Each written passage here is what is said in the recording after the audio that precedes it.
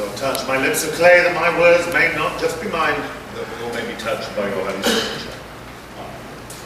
Amen. Oh, what a tough Holy Scripture today. My goodness.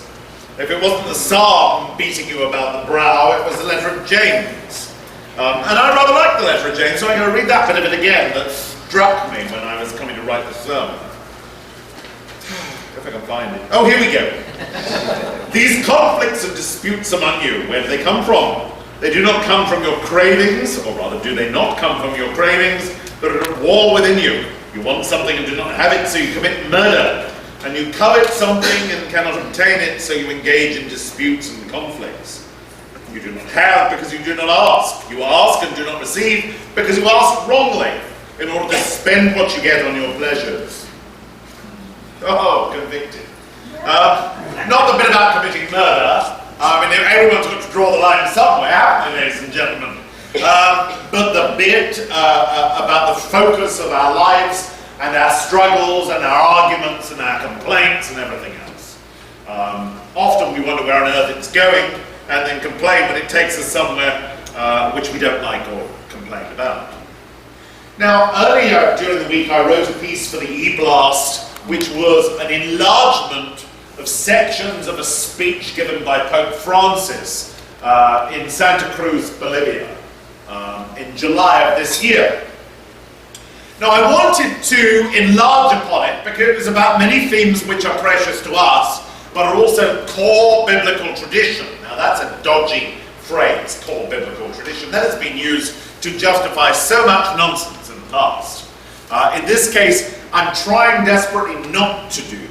I'm trying to look at that core that runs through Scripture, which is sometimes called the kerygma. That is a core of truth, the one message that can be discerned throughout the Old Testament, cropping up over and over again, and throughout the New Testament as well. I've preached about it many times in the past. It's what in the Old Testament is often called loving kindness, or chesed in Hebrew, and in the New Testament it's often called agape.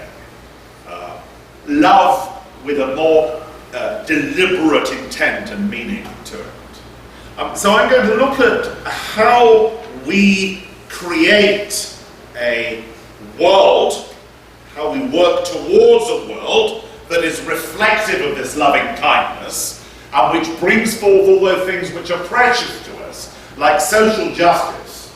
But instead of just those external results, also the internal things that we crave, meaning and foundation in our life, loving relationships with people on whom we can rely and who can rely on us. How do we move into a life which is more obviously worth living? Many of us feel a barrenness in the world in which we move and work and live. Now, how do we more closely bind ourselves to those things which are not barren, which are not futile, which give joy that cannot ever wane, which give a sort of joy and happiness that doesn't just diminish after a few months.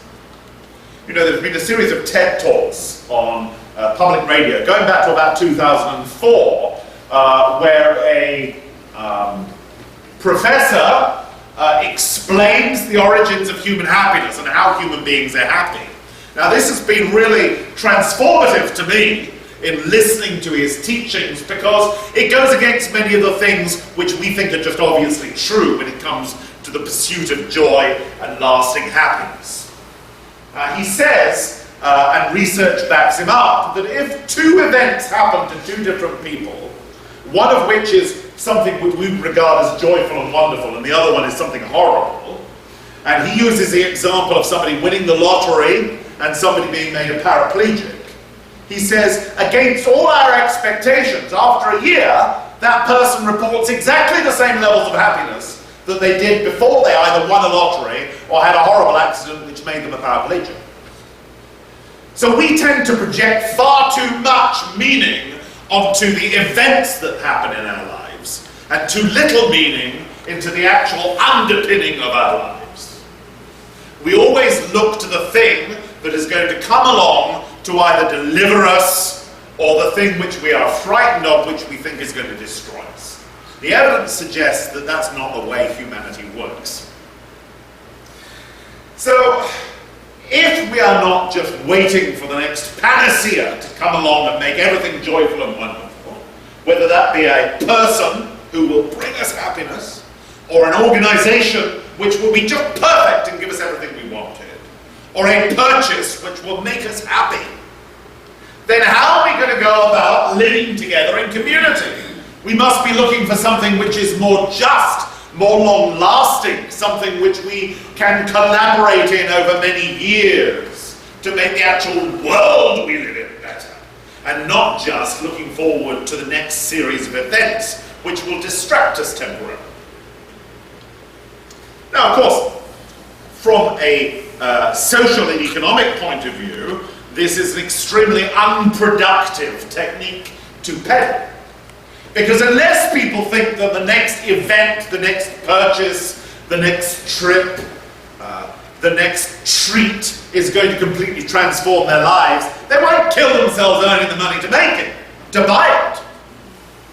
And if they're not going to do that, then one of the great underpinnings of Western capitalism is taken away.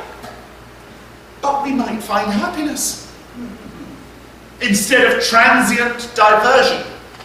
And that would be a wonderful and a joyful thing, ladies and gentlemen, would it not? Yeah. I crave it. So we will look at some of the pieces that I rehearsed when it came down to writing the e-blast, because I really don't think I'm going to write anything more productive this week. Sometimes you put something out there and you think, well, something really meaningful happened there in the process of writing that. And then you want something meaningful to come about again when it comes to writing the sermon. You think, no, that was the message for the week. So I'm going to re-look at this and expand upon it. Not too extravagantly expand upon it, don't worry, I won't be here till 1 in the afternoon. Praise God. You can leave the crozier, the shepherd's crook, hidden behind your So the piece that was written by Pope Francis is this. The Bible tells us that God hears the cries of God's people, and I wish to join my voice to yours in calling for land, lodging, and labour for all our brothers and sisters. I said it and I repeat it. These are sacred rights. It is important. It is well worth fighting for them. May the cry of the excluded be heard in Latin America and throughout the world. The context of this, of course, was a speech given on matters of social and economic justice, especially towards disempowered peoples who have been used up as a resource and whose environment has been used up as a resource. And it was given in Santa Cruz, Bolivia. Well, now we have been conditioned by various versions of establishment Christianity. I use the word establishment very carefully. I don't mean established in the same way that the Church of England is established as being an arm of the state. I mean establishment. So if you look at the political process going along at the moment in this country, it's almost inconceivable that a candidate would come along who would tell you that they were a complete atheist and that faith and religion had no meaningful role in their lives. Which means that whether we like it or not, Christianity is the establishment religion of this country. Now, we've been conditioned by various forms of establishment Christianity, certainly for as long as our lives are, and going back into our parents' and grandparents' lives, to believe that politics and religion don't go together, and that the church should keep its nose out of the doings of government, unless those doings impact abortion, equal rights, or gun ownership. So we have been conditioned to expect the intervention of churches on certain issues, and to be told that the intervention of churches is inappropriate in other issues. Now this is a weird state of affairs, ladies and gentlemen.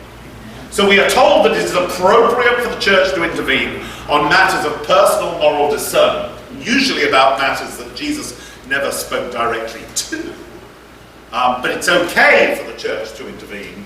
It's not okay for the church to intervene on those core issues which were part of the teachings of Jesus. We're not supposed to intervene on matters of social justice, or if we discern a deep brokenness in the society in which we live, which seems to be, in many places, geared towards the unhappiness of the majority of the people. as opposed to the happiness of the people. Now, according to this narrative, world hunger, disease, homelessness and poverty are outside of the remit of the faith that was founded upon the person of Jesus the Christ. But as I say, matters of moral discernment seem to be fair game. The man who is credited with writing the Beatitudes and the story of the sheep and the goats, the Sermon on the Mount and everything else is muzzled and made into a non-human fairy tale figure who, as I say, smiles vaguely at little children or looks vaguely uncomfortable whilst being crucified. We've got completely away from a flesh and blood Jesus, and those aspects of Jesus' life and ministry which don't accord with that establishment narrative are ignored. We know they're there, but we just don't dwell on them.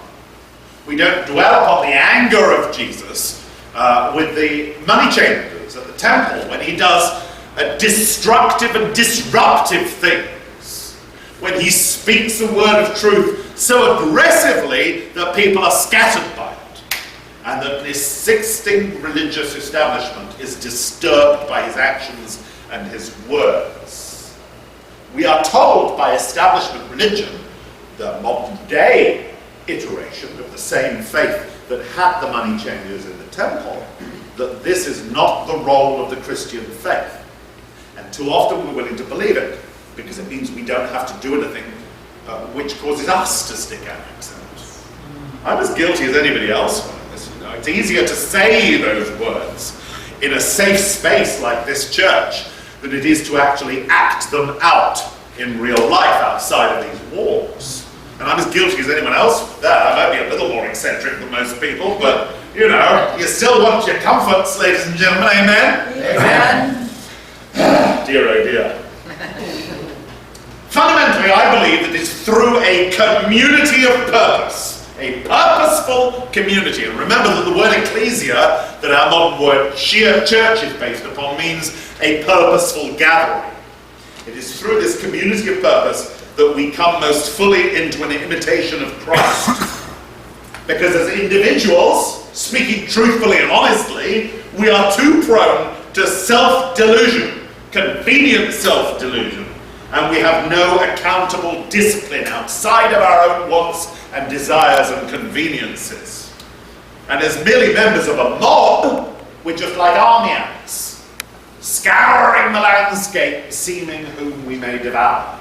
So as individuals, we are very fallible to those fantasies that we weave for ourselves in order to justify not doing what we know we should do, and to justify doing what we know we should not do.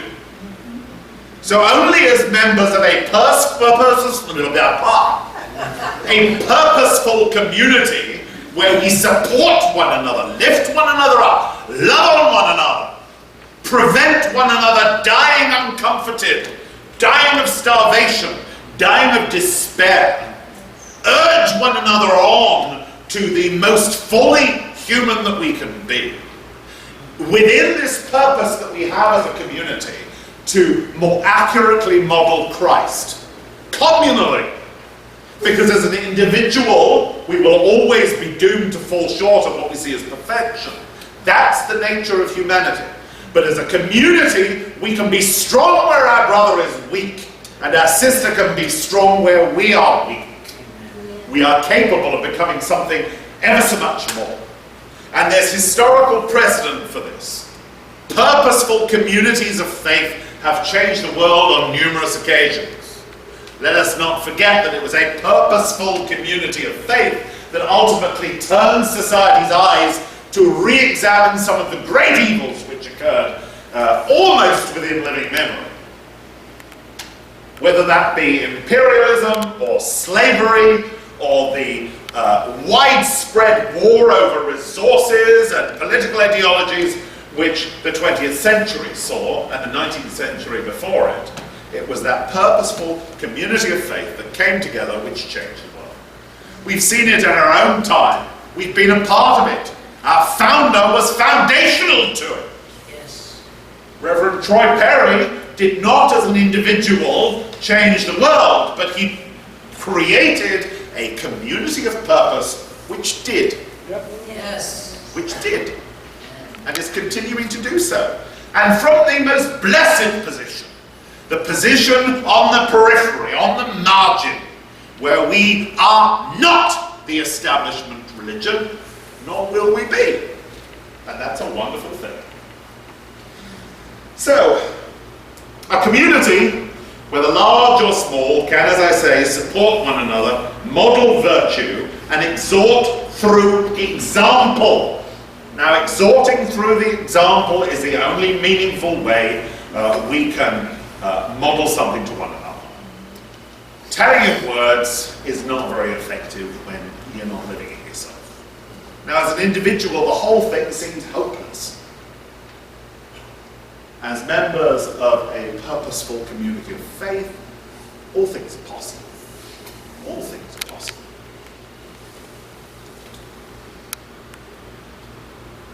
The desert fathers and the desert mothers of the early church, going right back to those first 300, 400 years after Christ, seemed to be solitary. It seems that their model of life was to take themselves off into the middle of nowhere and be utterly alone, but that's not true. They retained a strong sense of community. They were accountable to others in matters of discipline. This was voluntarily given, remember. Discipline is always associated as being that sort of discipline that you get between a parent and a child. Now, that sort of discipline is always imposed by its very nature, because young children cannot consent to it. But it's a very different form of discipline when you choose to be part of a purposeful community, because you're consenting to that discipline and accepting that that discipline, that discipleship, is a way that you achieve more than you would if you just had your own will, your own choice. You know? Because just like all things in the universe, we are told, decay into a state of entropic decay, when there's nothing but gas equally distributed over the entire universe, with nothing of complexity left. All human actions decay down to the sofa, ultimately. All human actions fall back to the sofa. And if we are left to our own devices, without the exhortation and example of our brothers and sisters, then I don't know about you, but the sofa beckons. You think, no, not going to do that. No, it's cold. I'm not going to read my office. I'm accountable to no one. I can do this just as well on the sofa. It's the I can worship God just fine in my own bedroom. Well, yeah, maybe, but how would you have known how to worship God in any meaningful sense without the example, the exhortation, and the comradeship of your fellow human beings? In addition to which, if we honestly believe that we are all the purposeful creations of Almighty God, then our brothers and sisters are just as important as we are. And as we have a role in their spiritual life, in the building up of their spiritual life, and the creation of this shining community, this city of God, then they have a role in our spiritual life as well. And the thing cannot be separated or sundered. If we are able to see Jesus in the humblest man at the steps of the church, then we will not be able to see Jesus in the sacrament of the altar, in the chalice, and in the bread. We certainly won't be able to see Jesus in the intimate self-life that we have if we are unable to see Jesus in the woman or the man sitting next to us. Now, that's not used as a way of beating around the head. It is used as a way of exhorting you to discipline in community, because it's only by forcing yourself to be faithful to a community that you spend the time to discover the reality of your brother and sister. That they're not an object, they're not a thing, they're not a troublesome thing. They are in fact Christ-like. They are in fact the purposeful creation of God. We can't find that out in any other way than from being in faithful relationship with them. We just can't. It's too easy to objectify other human beings and dismiss them. We do it all the time. If somebody's being really troublesome, we say, oh, well, they're nuts. It's a way of dismissing them. Oh, they're just hateful. Oh, they're just evil. Oh, they're just wrong. They're the work of the devil. They're this, they're that. We objectify them. A dear friend of mine who preached here a few weeks ago, Kate Harford, produced the most amazing piece on self-harm and the theology of self-harm. And one thing that she says there, very importantly, that got me thinking about a wider sense in which we identify with other human beings, is she says very much it's important not to describe people who self-harm as cutters. If you cut, you are not a cutter, you are a person who cuts. So you are not defined by your troubled behavior, you're defined by who you are. It so happens that you do such and such in response to the turbulent life you find yourself in, or the despair that you feel, or the isolation that you feel. You are not defined by your troublesome behavior. Now that means that somebody is not, oh, they're nuts, oh, they're evil, oh, they're wicked, oh, they did this, oh, they're a slut, oh, they're this, oh, they're that. They're not. They are precious human beings who may do X, Y, and Z, but their X, Y, and Z does not define them. We do not get to dismiss the people with whom we are in this purposeful community, this compassionate group. Church matters. Yes. Being faithful to church matters. You are not spiritual consumers. I am not a spiritual consumer. This is not a movie show. This is not something you absorb and consume in the same way as we absorb and consume almost everything else in our lives, like the army ants, ranging over the landscape, seeking what we may devour. That is not what we do when we come into the presence of God. We create it. Now, the more people whose fidelity brings them into church, the entire experience changes for everybody. We all know that. And sometimes the less, too. When there's just a few people in church with like an Advent service or a Lent service, there is a holiness and sanctity to that which is unique and precious. It's not predated upon numbers. But what it is that there are people of purpose joining their purpose together in the conscious light of God. And it's a hackneyed old saying, but we become far more than the sum of our parts. I am humbled and grateful that you are here with me today, because I can worship God because of your presence. I can worship God in a richer and more profound way than I can do when I'm struggling alone, believing myself to be an island separated from my fellow humanity. I know that's not true here. I have family in the most profound and meaningful way possible. In many ways more meaningful than the family of blood. And they're all around me. And it is precious. I commend that experience that has been lost from modern society in many different ways. I commend it to each and every one of you. And I commend it as something transformative and profound. Something which you decide upon and you stick with. And something which you can commend to others because it is unique and powerful in the world. Something which is anointed and blessed by God. In Jesus' name.